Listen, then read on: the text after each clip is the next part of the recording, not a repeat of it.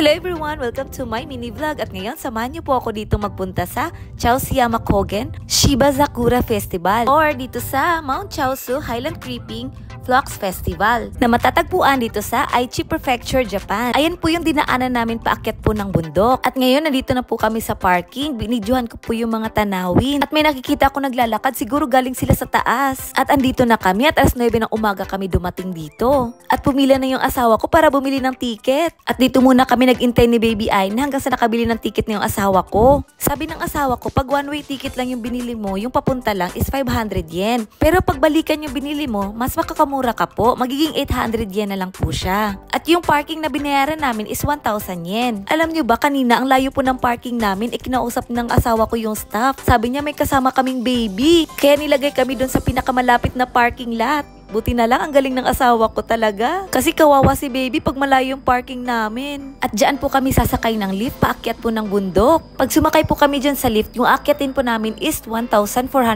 meter. At ayan, next na yung asawa ko at si Baby Aina. 2 tao lang daw ang pwedeng sumakay dito. Kahit baby yung kasama mo, counted na po siya na 1 tao. At ayan, inassist na sila ng mga staff. At sabi ko sa staff, yung stroller sa amin na lang ilagay. Nagulat nga ako, may lalagyan ng stroller yung sakay ng lift. First time ko pa naman sumakay dito, nagulat ako, walang mga belt. Natakot nga kami ni mama, baka kasi mahulog kami, pero safe naman po siyang sakyan. Kinabahan nga kami ni mama kasi first time nga namin sumakay ng ganito at paakyat na kami ng bundok.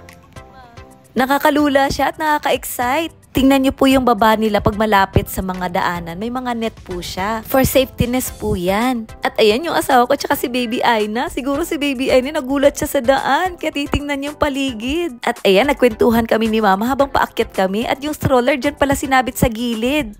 Alam nyo ba, nung papunta namin dito, ang haba na ng pila ng mga sasakyan at sa baba, ang dami ng mga tao.